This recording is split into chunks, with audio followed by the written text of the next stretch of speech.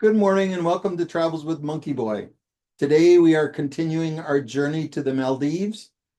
Today we're going to do day 9 and 10 shoved together for what will become obvious reasons.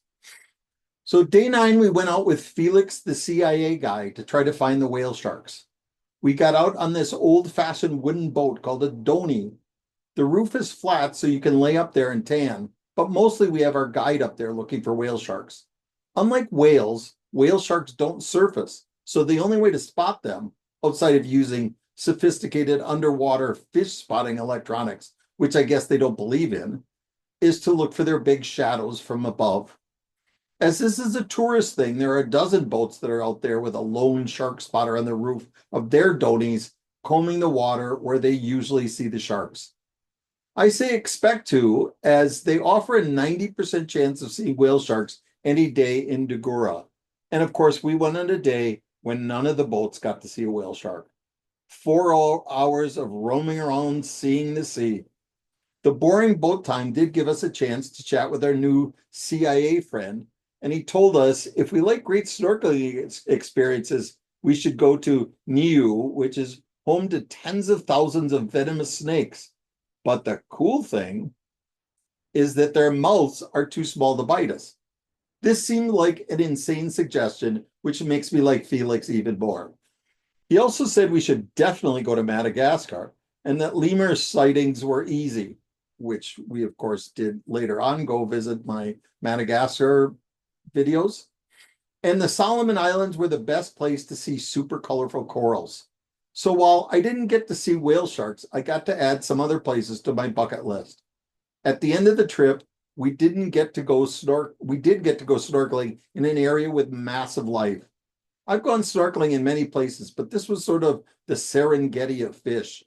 Not massive variety, but the quantity was amazing. Everywhere we went, there were hundreds of every kind of reef fish swimming around us. It's nice to swim up to a butterfly fish, but to swim through a school of hundreds of them, it's kind of a miracle. Day 10, because we didn't get to see the whale sharks on day 9, I was determined to go again. I asked Lizzie, what is the math to calculate not seeing something 2 days in a row when there's a 90% chance of seeing it every day? She gave the correct answer, which is, shut up, Dad, I'm on vacation. Though I would have accepted 1%. That's a factorial. 10% chance of not seeing it times 10% not seeing it. It's 1% chance of not seeing it 2 days in a row. But to make doubly sure, I booked the 8-hour day. We spent the first 2 hours looking for manta rays. Nothing. But Danielle and I have both seen them multiple times, so not significant. Though manta rays are amazing. Imagine 3 people putting their hands together and stretching their arms as wide as you can. That's what a manta ray is. That's the size of it. So like a giant underwater butterfly. And then we got to the whale shark area, and almost immediately we found one. I got to say, it was a bit irritating because there were 10 boats full of tourists looking for the giant sharks. So when one spotted them, all the other boats race over, and then you have 100 people in the water racing to get a glimpse of these giants. Almost as soon as you have a group of people around the shark, 1 or 2 of the idiots will dive down and try to poke the shark, which will piss off the whale, and it will then quickly swim away, pissing me off. The first time, Lizzie got a good glimpse of it, but by the time Danielle and I got up to the area where it was, the idiot humans had already chased it away. So we swam back to the boat and hunted again.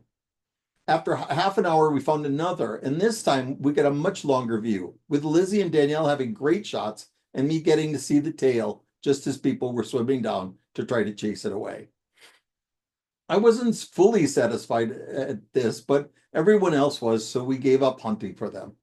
We had a bit of a time and did a bit of snorkeling before we had to drop Felix, fake name, off at the airport where he was flying to Sudan for some special mission in his fake eco company job, totally CIA. When we go snorkeling, one of the guides in the boat leads, but I never follow because honestly, there are fish everywhere and I don't need some local saying, come look at this fish. It does mean that I miss seeing some of the flashier fish. They always want to show off the sharks, not the whale sharks, but the reef sharks. But because I was trailing them so much, a big 7-foot wingspan, but tiny compared to a manta. Eagle ray fluttered into my area and I got to follow him around. I don't know why he's called an eagle ray. He has spots on him, so a leopard ray would seem a better name, but I'm not really in charge of fish names. Anyway, see my notes on the most beautiful fish in the ocean with the dumbest name, the boxfish. Anyway, he fluttered around like a giant butterfly with a long poisonous tail, which honestly would change the way we thought of butterflies if they had long poisonous tails. And then as I got back to the boat, a big sea turtle came up to me to say hi. I love the randomness of the ocean as the girls didn't get to see either, even though they swam with the guide. After the snorkel, we dropped Felix and then went to a deserted stretch of beach to have lunch. Soon after we arrived, it wasn't deserted anymore as a bunch of Russians came to share the beach and drink vodka. There were a lot of Russians wherever we went in the Maldives, which is just curious. When I say a lot, there weren't a lot of anyone, but whenever we came across humans, they tended to be Russians. Why here? After lunch, we went back to the boat for a bit more snorkeling, at which point we were kind of sick of it. The only reason I got back into the water was because Lizzie wanted to, and I was so proud of her, as it required a lot of energy at the 7-hour point on the boat to go jump into the water for the 6th time that day. But you always see something new, and really, you never remember the exhaustion, but do remember the excitement. We got back to the hotel at 4:30 and experienced that weird effect. If any of you have spent 8 hours in a boat, your brain doesn't forget. So the rest of the night, you had that rocking sensation in your head as if you were still on the boat. It was a nice day. All right, let me share with you a few pictures.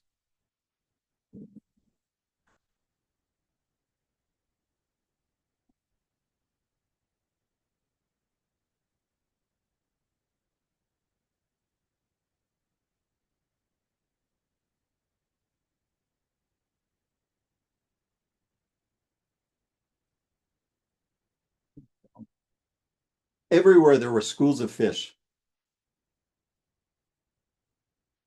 Look at, there's just the hundreds of them. Here's a big school of hundreds of triggerfish. Here's the angelfish. Here's a stupid reef shark. I don't know if you could see him. It's a bit fuzzy. Water was a bit unclear. It was pretty big, but after whale shark, it was like a minnow. Okay, not all fish were swimming in great schools. This poor guy is alone, and none of the other schools of fish would swim with him. I'm pretty sure it's because of his big nose. Fish can be real assholes. Just because you look a little bit different doesn't mean you aren't a great fish. Note, this is speculation, but I did have an oceanography class in college. These guys were eating something. If you look real close, it's another stupid shark. The bottom middle here.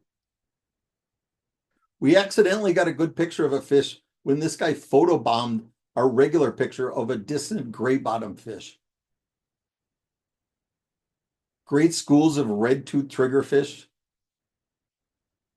Lizzie got to see 2 different whale sharks. Danielle, only this one. I got to see just the tail as I was last off the boat. These are the hundreds of butterfly fish. This is an eagle ray. This is a really big ray, as big as I am, 7 feet wingspan. Sadly, though, it swims in the same water as the manta ray, which is a 20 to 30 foot wingspan. So it's just, oh, you saw that little old ray? But still very pretty with its spots. Also has a long venomous tail, so don't make fun of it. Mostly when I see butterfly fish, it's one here and one there along the reef. Here there were hundreds of them swimming in the ocean. This is where we had our picnic lunch.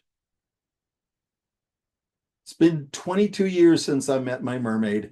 She looks in the mirror and complains about her gray hair, thinks she's getting fat, and she's always mad at me for something dumb I've done.